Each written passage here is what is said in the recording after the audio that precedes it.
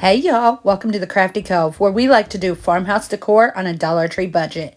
If you're new here, welcome, and I hope after you watch this video, you will consider subscribing.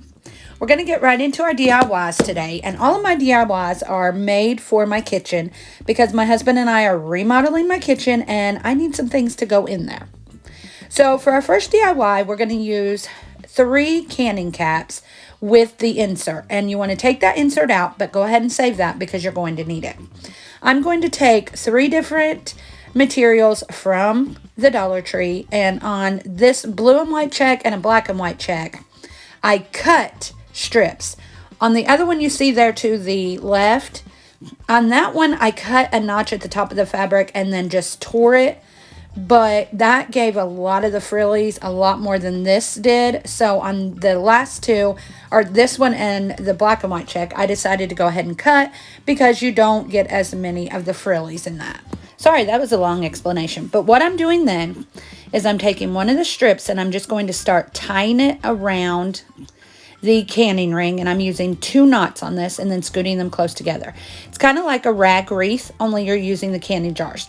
Out of each strip, I end up getting probably 2 pieces. Some of them I can get 3, and I just leave it the length that it is when I cut it, and then I just cut it as I tie it on. I used 1 bundle of this material for each, a little less than 1 bundle of the material on this blue and white check, and a little less than 1 bundle on the black and white check, and then about half the bundle on the other material. I hope that makes sense. But you're just going to continue tying all the way around the canning jars, 2 knots in each piece, and then scooting them close together, as close as you can, on all three of the canning jar lids. I hope that made sense. So I didn't want you to watch all of it, so now we're just down to our last couple of strips that we are going to go ahead and tie on. And once we get that finished and we have all 3 of our canning jar lids finished with the tying, I'm going to go through and kind of clean them up a little bit, just cut some of the frillies off. See, this one is the one that I just ripped, and it was a thinner material, so there was a lot of the little strings is what I should call them, not frilly stringies. After we get that finished, I'm going to take some of the leftover strips and I'm just going to glue them right in the middle of this insert of the canning jar lid. And I'm doing this because we're making flowers and these are going to be the center of our flowers. And I kind of wanted it to be puffed up a little bit, but I didn't have any cotton or anything like that. So I just used some excess material that I had. Then we're going to take the thinner material and we're going to use this on 1 canning jar.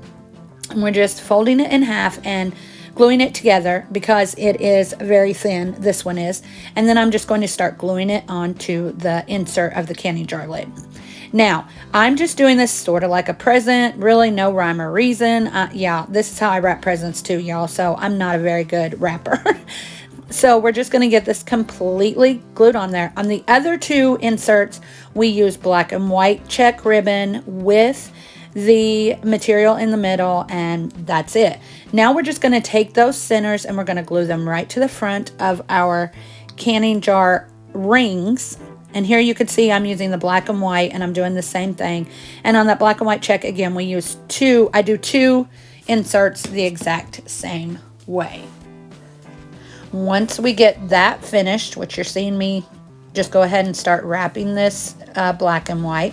Once we get that finished, I get out my little saw that I love, and even though I'm home, I'm still using it. And I'm going to cut down some dowel rods. These are dowel rods from, I believe, Walmart, and I just cut them down to varying sizes. I do 1 will be the longest one, and then 1 a little shorter than that, and then 1 a little shorter than that, because I kind of want them to be staggered in my jar. Now that they're all cut down, we're going to go ahead and use some Apple Barrel Burnt Umber craft paint, and I'm going to paint all 3 of these dowel rods in that color, and I just give 1 good coat. It was perfect for what I needed it for, so 1 good coat worked perfectly. After we get them all finished and we get them dry, we're going to move on and to a glass jar, and I'm going to use some of this blue cotton Apple Barrel paint because I wanted just a little bit of pop of color.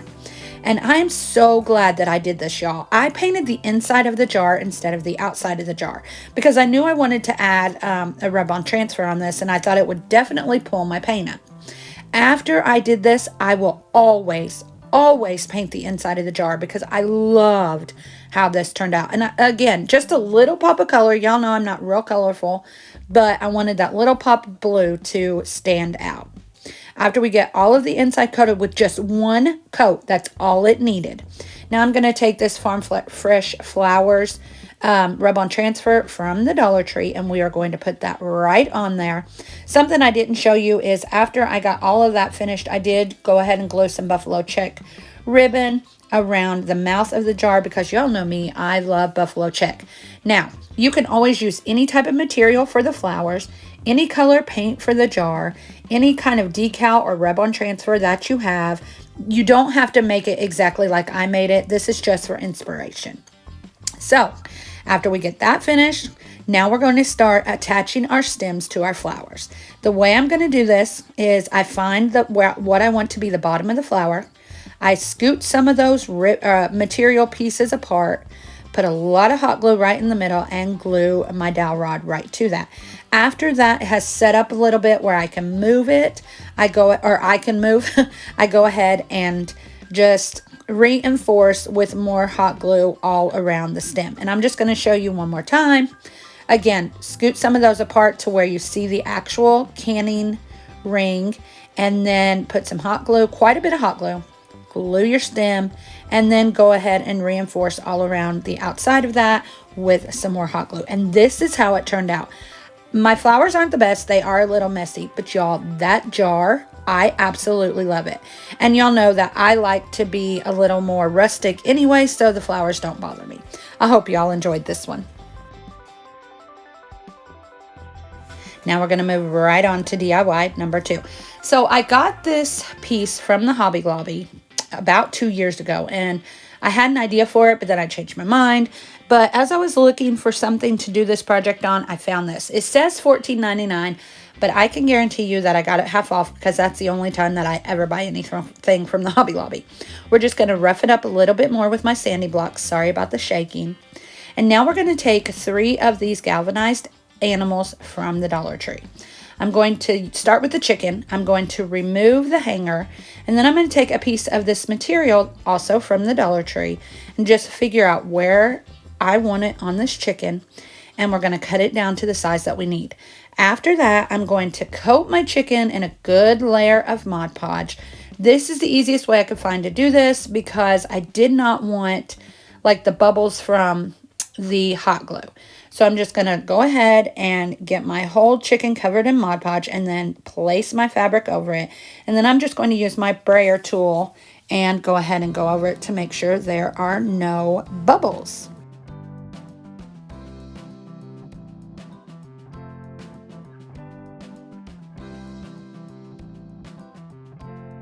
After that, I'm going to get cut just a little bit closer to the chicken, and then we are going to use our craft knife and go all the way around our chicken so we only have the chicken covered with no excess.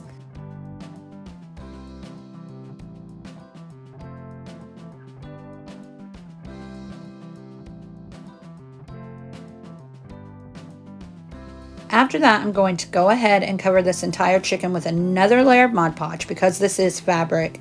It will be going in my kitchen just in case something were to get splashed on it.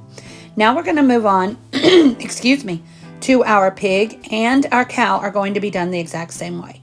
We remove the Jew, and then we're just going to use some vinyl from the Dollar Tree. Of course, black and white plaid because y'all know me, I'm obsessed with it. So we're going to do the same thing on both the pig and the chicken. We're just going to put our vinyl on, cut off the excess all the way around it with some scissors, and then go through with our craft knife and do, I guess, what's called a fussy cut to get all of that excess off.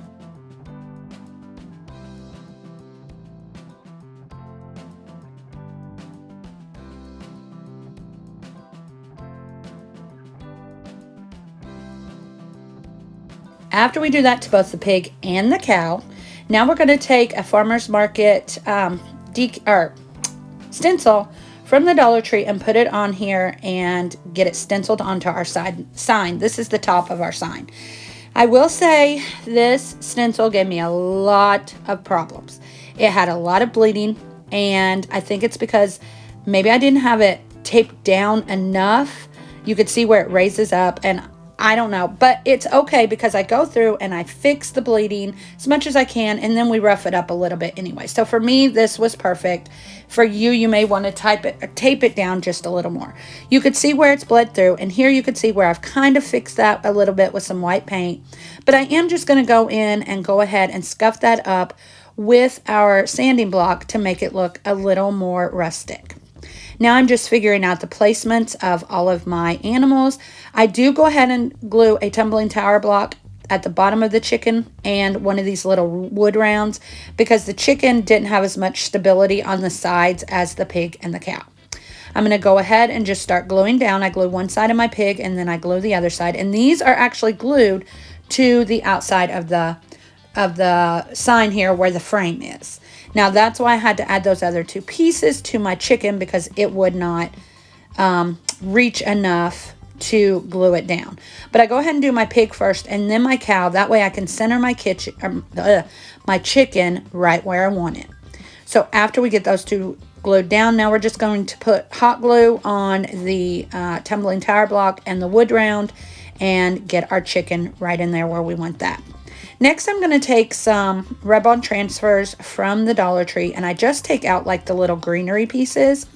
And what we're going to do is we're just going to put these randomly all over the sign. I got this idea from Pinterest, and I loved the look of these little decals or these little greenery pieces, which even though they're black, I'm still calling them greenery, all over the sign. I just made it, I just thought it made it look more vintage and more, I just loved it. So after we get them all set where we want them, then I go through and I go ahead and start rubbing them on. Some of them, all the pieces don't come off, but again, that doesn't bother me because I want this to look more rustic. After that, I do go through and use my sanding block and go ahead and rough those pieces up just a little bit more so it all flows together. Now we're just going to make a bow. I'm using some burlap ribbon and some Dollar Tree black and white buffalo check ribbon, and we are just making a messy bow. So I cut 3 strips of each of the fabric, and then I just start stacking them on top of each other in an X formation, and I take some jute and I just tie it all together right in the middle. Now this burlap was very stiff, so I had to kind of scrunch it together to get it to tie right. So after we get that finished, we're going to take some, I always forget to do my dovetails. So I always have to go back and redo those just to get those dovetails on. Now we're going to take some greenery that I just had off of different pigs. And I'm going to take 2 leaves and glue those right in the middle of our bow. And then take a cotton pod from the Dollar Tree and glue that right into the middle of the greenery. I just like how this turned out. I just think it gave it just a little bit more of a farmhouse look. Again, you can change colors, you can change patterns, all those things, and make this your own, but this is how I like to decorate. So then I'm just gluing that onto the side, and there is our final piece. I love this. I think this is something that you would see at Hobby Lobby, and I just absolutely love it. So y'all let me know in the comments what you think. Okay, on to DIY number 3. This is so super simple. So what I'm going to do is take one of these Home Sweet Home calendars from the Dollar Tree. I took out the pig page, and we're just going to start cutting around this pig, and we're going to get it completely cut out and get everything the way that we want it. So I'm getting off all of that background that I can. After we get it completely cut out, we're going to take this black and white buffalo plaid plate that I got from the Dollar Tree. It is a metal plate. And I am just going to take my pig and cover the middle of it in Mod Podge. I didn't do the outside edges yet because I knew those were going to kind of hang over the edges, and I wanted to do that last. So after we get that Mod Podge on there, we're just going to stick it down to our plate, rubbing out all of the bubbles that I can, all of the creases, the wrinkles. It's not perfect, but this is probably the best Mod Podge job I've done. And then we're going to go ahead and do the other pieces, like the side pieces, the nose and the tail, and get those rubbed down also. And then I go ahead and use a paper towel and just, it's not wet, it's just a dry paper towel, and just continue to rub those wrinkles out. And that did a really good job with this. I love how that turned out. After we get everything glued down, we're going to go ahead and rub it down again with the paper towel, just making sure we get as much of the wrinkles out as we can. Then I'm going to go ahead and use another layer of Mod Podge all over the pig because this is very thin paper out of these calendars, and I wanted to make sure that it was going to stay on there and had a lot of stability. After that, I just take my paper towel and wipe off any excess Mod Podge that I don't need and that I don't want to show up. Now we're going to take more of those same leaves and another cotton pod, and this time I'm going to put them at the bottom of the plate. And that is it. I love how this turned out, and it's going to match my new kitchen perfectly. Y'all let me know what you think about it in the comments below.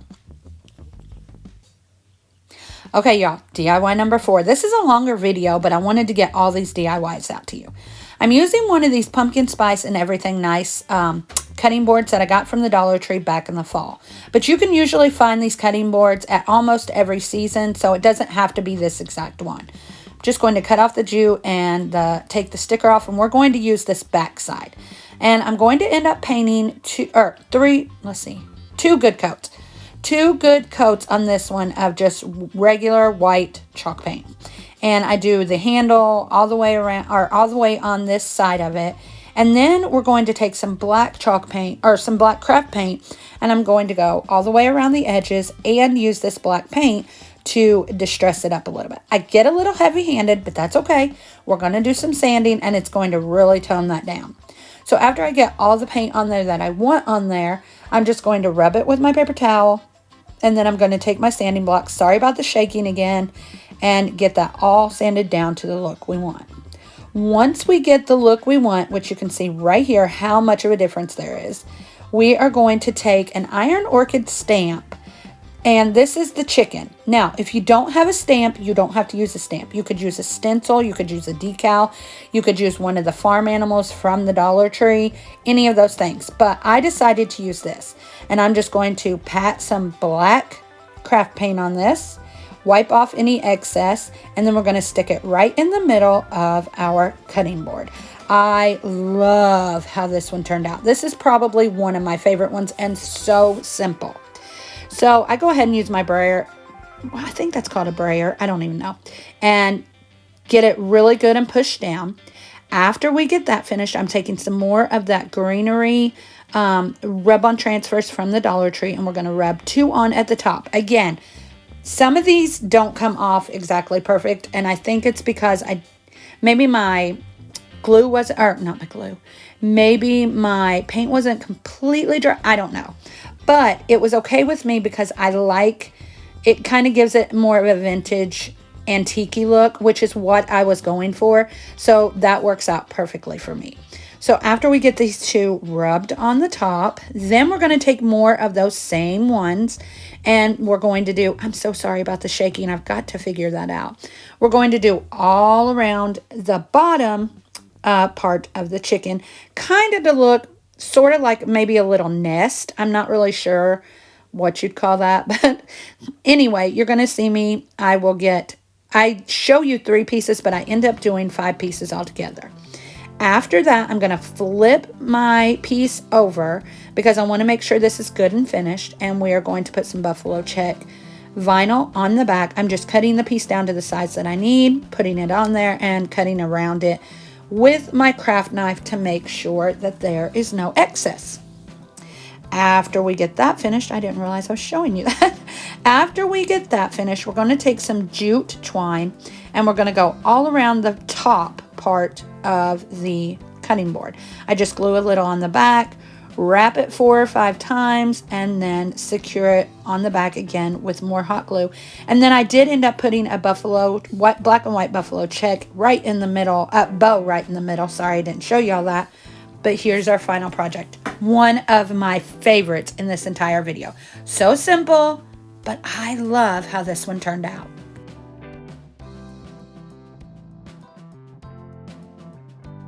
Okay, now it's time for our final DIY. This is another one of my favorites. I'm taking 2 of the cutting boards, Easter cutting boards from the Dollar Tree, which are out right now, and one of these little rectangle signs. You can use any of them, but this is the one I had in my stash.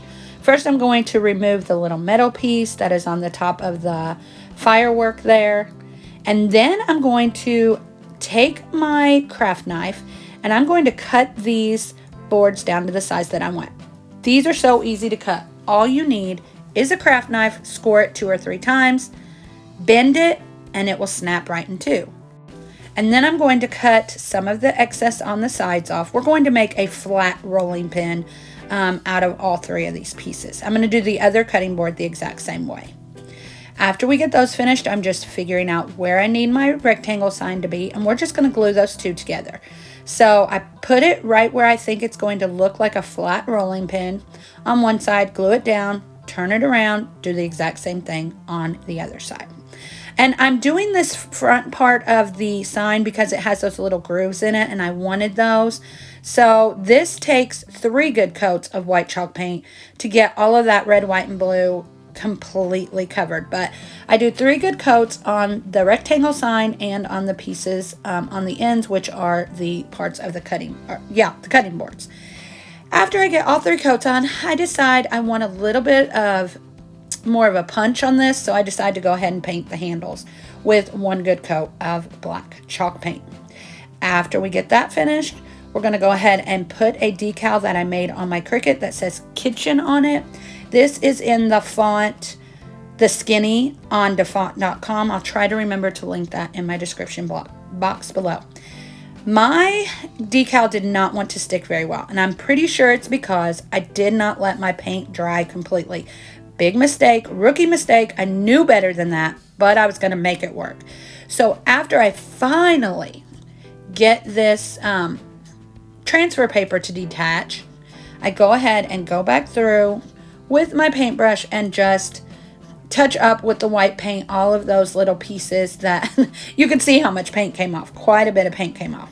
But here you'll see me. I'm just going to take a smaller paintbrush and go through and get all of those parts touched up with the white chalk paint.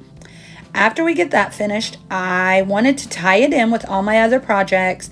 So I take some Buffalo Check and we are, I go ahead and do a good coat of Mod Podge on top of that because I know it's not sticking very well because my paint was still a little tacky when I put it on.